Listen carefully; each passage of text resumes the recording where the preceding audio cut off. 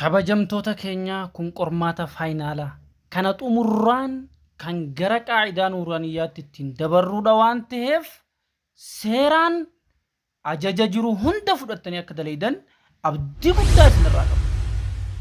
Bismillahir Rahmaanir Rahiim. Alhamdulillahi Rabbil Aalamiin. والصلاة والسلام على من لا نبي بعده وعلى آله وصحبه ومن تبعهم بإحسان إلى يوم الدين. السلام عليكم ورحمة الله وبركاته. كبجمتوتا جالتمتوتا أبليين إسلاما الدنيا مرر رجرتن بقى ربين قيا خنان سنجي قيا كن براتوتا مدرسة صباحيف قيا الداتي قيا درسي تقفى هنجا خود جهافات براتني خود جهافا بودا قرماتا خطابة أغرسيسة جدم كتاب نسون اسمه نيجا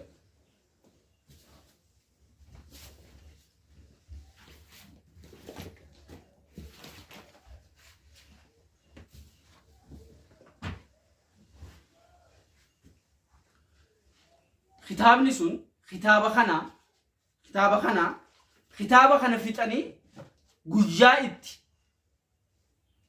هما أفان عربا إجارو براني جرك قاعدة النورانية التنتر كافة كل ما حتى على جد قافي صدوما قافة مهران تنجد إن شاء الله أسرت بليان كيا ورق وبي أفان عربا هم براتين كدرسي تقفى هنگا خود جافات لجيفتين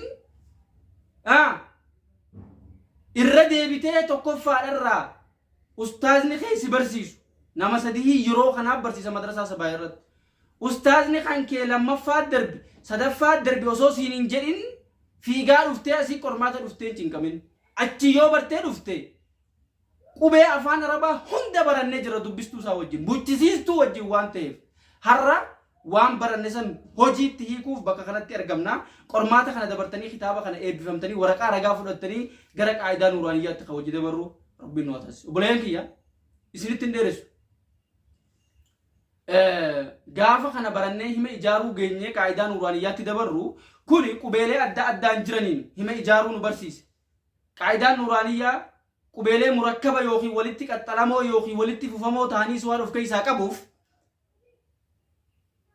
gaafa gara qaa'idaa nuuraaniyyaa geenyee nuuraaniyyaa keessaa baane bi'iznillah qur'aana rabbiidhaa qara'uun gonkumaan hundi bujeetinii jira warri aappii madrasaa sabaa hin fayyadamuun haalaan sin gargaaru keessaa darsii qur'aanaa keessatti qubeelee hunda kalarii adda addaatiin godhuudhaan hanga juuza takkaatti jaahiza godhachaa ka jiru aappiin kun aappii kana fayyadamuu keessan madrasaa kanaafis humna waan ta'eef aappii kana fayyadamaan ergaa keenya gara qormaata keenyaatti hojii dabarraa asii booda waraqaa ragaa fudhattanii gara qaa'idaa nuuraaniyyaatti darbaa jechuu warri asge waan si ajaa'ibu warri darsiin kun har'a si darbe boruus viidiyoo makanarraa qoramta jechuu inshaallahu ta'ala iftaaniis akkuma sani yeroo as deemuus akkuma sani waan ta'eef baga nagayaan dhuftan ahlan wasaalan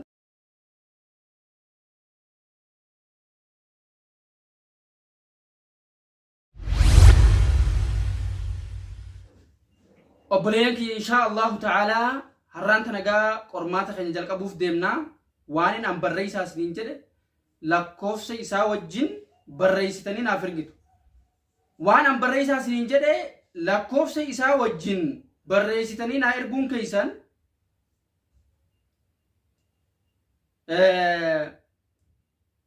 qubeelee afaan arabaa kophaatti sadarkaa hanga hima irraa jaaruutti barachuu keessaniif ragaa isiniif ta'a jedhu tokkoffaa irratti nama jettanii na barreessitu nama egaa nuun yoo maalitti daballe naa tahaa miim yoo maalitti daballe maa tahaa barannee jirra ol deebi ilaali yoo si dhibe lammaffaa irratti sami jettanii na barreessitan sami miim yoo maalitti goone mii tahaa dubbannee jirra siin yoo maalitti goone saa tahaa dubbannee jirra lammaffaa irratti sami gootanii na barreessitanii sadaffaa irratti muka jettanii na barreessitan muka miim yoo maalitti daballee muu tahaa wajji barannee jirra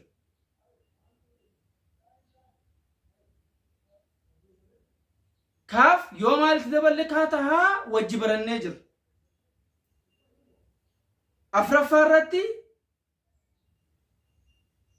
afraffaa irratti jimma jettanii naa barreessitu.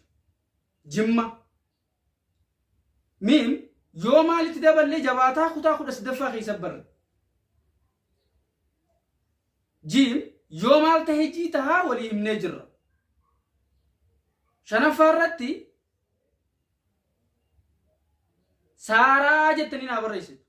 saa maaltu butaa raa maaltu butaa barannee jirra. jahaffaa irratti laagaa jettanii naa barreessitu.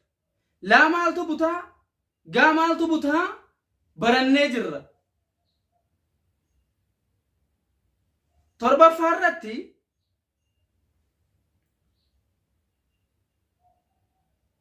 silatti maal jennee baranne samii jennee samii jettanii naa barreessitu. samii maaltu samii godhamaa tana maaltu butuu dandeeya irraa baranneeti jirraa jechuudha. okay saddeetaffaa irratti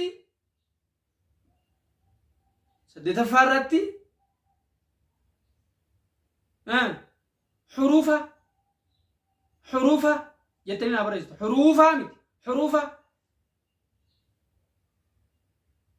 haa maaltu huu godhaa raa maaltu ruu godhaa faa maaltu faa godhaa barannee jirra jechuudha. saglaffaa irratti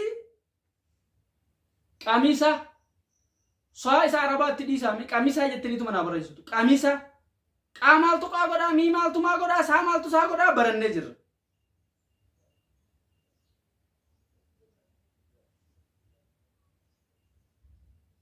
kudhanaffaa irratti buutika baa maaltu eega dammaa ta'ee buchisiisuu dandeeyaa isinii himeen jira. buutika jettanii barreessitu. kudha takkaffaa irratti jihaada haa kana maaltu butaa jiin maaltu jii godhaa daa maaltu daa godhaa kutaa darbe keessatti barannee jirra. kudha lammaffaa irratti arsii jettanii naa barreessitu. maaliif raatana maaltu irra butaa godhaa sii jecha jedhu kana maaltu butaa waan kasraa ta'e ka jedhu kutaa darbe keessatti wajji barannee jirra waan ta'eef. kudha afuraffaa irratti shawaa jettanii naa barreessitu. shawaa maaliif waan kun fatahaadha waan ta'eef maaltu isa butaa yeroo darbe barannee irra waan ta'eef. okay kudha shanaffaa irratti kitaaba jettanii naa barreessitu. kitaaba taa kana maaltu butaa wajji barannee jirra.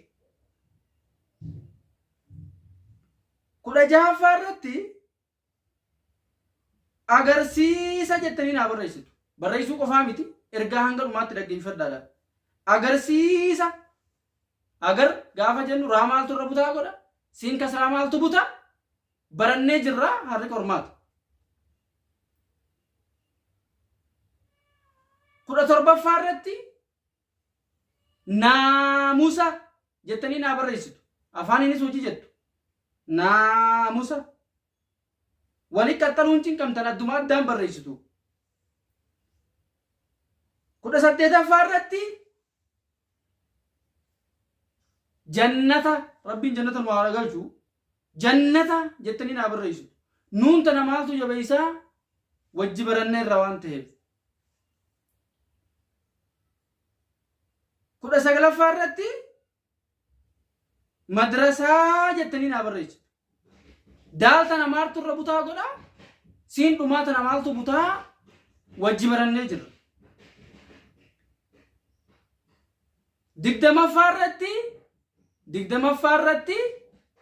digdamaffaa irratti qalama jettanii naa barreessitu. walakkaadhaan isinii laaffisuu barbaadeet qalama jettanii naa barreessitu. digdamii takkaffaa irratti muntahaa jettanii naa barreessitu. muntahaa muntahaa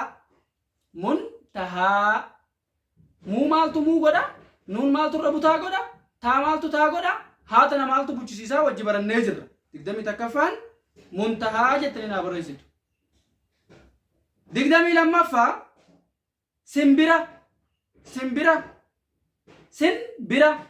sinbira gaafa jennu sin nuun maaltu irra butaa godha baa maaltu bii godha raa maaltu aa godha raa godha walii gallee jirra yoo si dhibee ol deebitee barattee jechuu asii darbuu waan hin dandeenyeef 23ffaan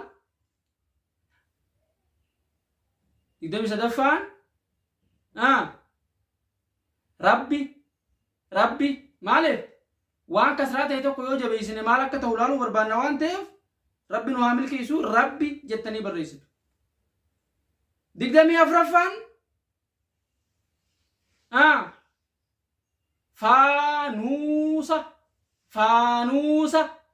faanuusa saarabaa mee soatti dhiisa faanuusa jettanii barreessitu faa maaltu buta waan fataa ta'eef nuun maaltu buta waan dammaa ta'eef siin akkamitti isaa tahaa wajjiniin barannee jirraa jechuu 25ffaa irratti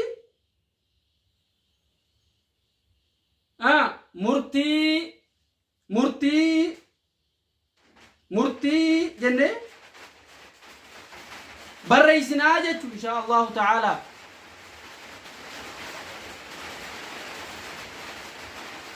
digdamii jahaffaa irratti dafnee goonaa saantima garuu saantimni hin ta'u digdamii jahaffaa maal jennaan butaatti aanee irra soknaan dhufuu hin danda'u waan ta'eef jechuudha maalitti jijjiirraree jennaan marga 26ffaa marga raatana maaltu irra butaa godha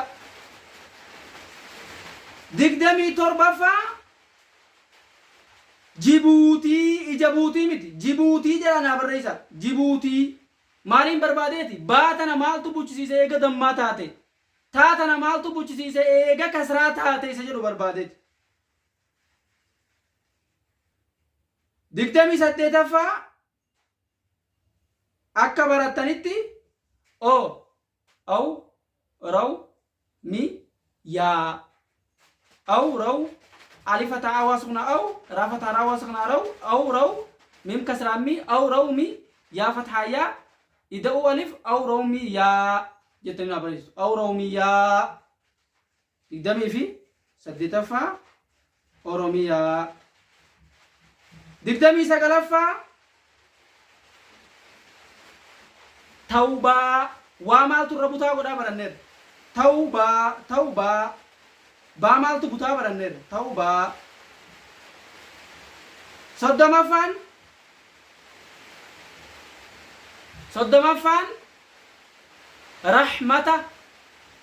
رحمة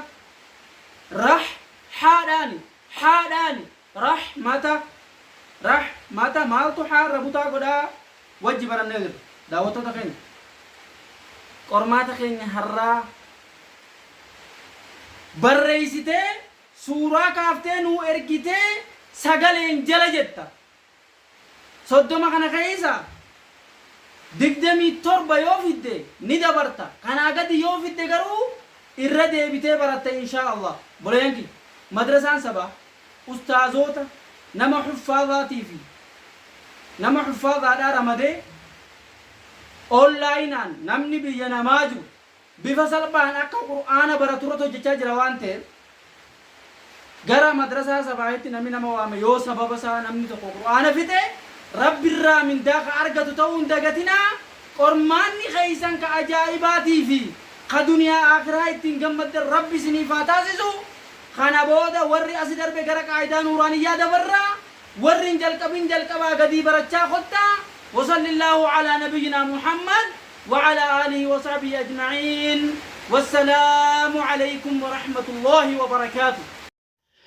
kabajamtoota jaallatamtoota obboleeyyan islaamaa addunyaa mararra jirtan egaa gammachuu addaati kan isinii qabnu kitaaba alqawaacid al-arbaa guutuu isaa kan isin barsiifnu yommuu ta'u kitaabicha bifa aappiitiin qopheessinee viidiyoo kanaa wajjin kan isinii gadhiifnu ta'a warri aappicha argatin keeysaan lakkoofsa keenya argaa jirtaniin nu dubbisaa isiniin jecha aappiin nuti qopheessine aappii madrasaa sabaa ka huruufa irraa baratan ka qur'aana guutuu of keessaa qabu ka qaayidaa nuuraaniyyaa of keessaa qabu ka zikriiwwan adda addaa nama kamiifuu ka barbaachisuu fi aappii qawaa'idul arbaa akkasuma aappii ahkaama haydiif nifaasaa ka dubartoonni yeroo hedduu gaafachuuf qaanfatanii rakkatan aappii zikriiwwan adda addaatii fi aappii kitaabolee akka kitaaba tajriid as-sariih buluuq al-maraam fi kanneen kana fakkaatan kitaabolee hedduu qopheessinee waan qabnuuf aappiilee keenyatti fayyadamaan ergaa keenya yommuu ta'u sagantaa teenya hanga dhumaatti nu wajjin turaa isiniin jenna. والسلام عليكم ورحمة الله.